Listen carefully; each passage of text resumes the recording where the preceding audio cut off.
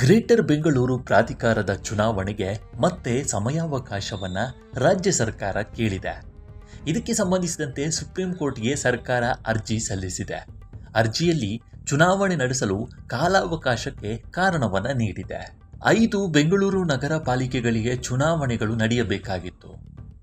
2026ರ August 31ರೊಳಗೆ ಚುನಾವಣೆ ಪೂರ್ಣಗೊಳಿಸುವಂತೆ supreme court ನಿರ್ದೇಶಿಸಿತ್ತು.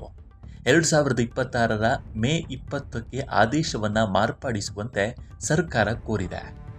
31 December 2026ರವರೆಗೆ ಚುನಾವಣೆ ದಿನಾಂಕ ವಿಸ್ತರಣೆ ಮಾಡುವಂತೆ ಸರ್ಕಾರ ಕೋರಿದೆ.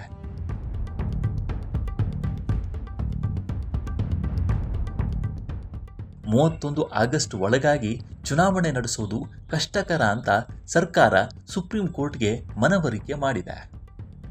ಹಾಗಾದರೆ ಜಿಬಿಎ ಚುನಾವಣೆ ವಿಳಂಬಕ್ಕೆ ಸರ್ಕಾರ ನೀಡ್ತಾ ಇರುವ ಕಾರಣಗಳೇನು ಅನ್ನೋದನ್ನು ನೋಡೋದಾದರೆ, ಮೊದಲನೇದಾಗಿ ಮತದಾರರ ಪಟ್ಟಿಯ ವಿಶೇಷ ತೀವ್ರ ಪರಿಷ್ಕರಣೆ ನಡೆಯುತ್ತಿದೆ. ಅಂದರೆ SIR ನಡೀತಿದೆ. ಚುನಾವಣಾ ಸಿದ್ಧತೆಗಳ ಮೇಲೆ ಪರಿಣಾಮ ಬೀರುವ ಇತರ ಆಡಳಿತಾತ್ಮಕ ಹಾಗೂ ವ್ಯವಸ್ಥಾಪನಾ ಸವಾಲುಗಳಿವೆ ಎಂದು ಹೇಳಲಾಗಿದೆ.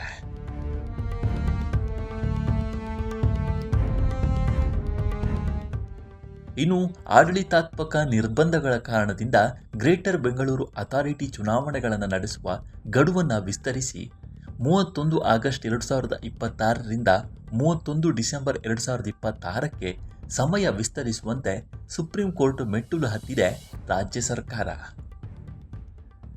ವಿಪಕ್ಷಗಳಿಗೆ ಟೀಕೆಗೆ ಸಿಕ್ಕ ಅಸ್ತ್ರ. ಹೌದು, ಜಿಬಿಎ ಚುನಾವಣೆಯನ್ನ ವಿಸ್ತರಣೆ ಮಾಡಿರುವ ವಿಚಾರವಾಗಿ ವಿಪಕ್ಷಗಳು ಟೀಕೆಗೆ ಸಿಕ್ಕ ಅಸ್ತ್ರವಾಗಿದೆ.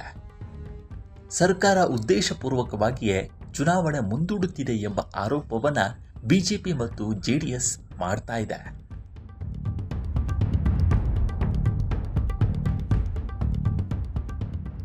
ಜಿಬಿಎ ಸೋಲುವ ಭಯದಿಂದ ಚುನಾವಣೆ ನಡೆಸದೇ ಇರಲು ಮುಂದಾಗಿದೆ ಸರ್ಕಾರ ಎಂಬುದು ವಿಪಕ್ಷಗಳ ಆರೋಪವಾಗಿದೆ. ಇದೀಗ ಸುಪ್ರೀಂ ಕೋರ್ಟ್ನಲ್ಲಿ ಚುನಾವಣೆ ನಡೆಸಲು ಸರ್ಕಾರ ಕಾಲಾವಕಾಶವನ್ನು ಕೋರಿದೆ. ಈ ವಿಚಾರವನ್ನು ಮುಂದಿಟ್ಟುಕೊಂಡು ಸರ್ಕಾರದ ವಿರುದ್ಧ ವಾಗ್ದಾಳಿ ನಡೆಸಲು ವಿರೋಧ ಪಕ್ಷಗಳು ಸಜ್ಜಾಗಿವೆ. ಇದನ್ನು ಸರ್ಕಾರ ಯಾವ ರೀತಿಯಲ್ಲಿ ಎದುರಿಸಲಿದೆ ಎಂಬುದು ಕುತೂಹಲಕ್ಕೆ ಕಾರಣವಾಗಿದೆ.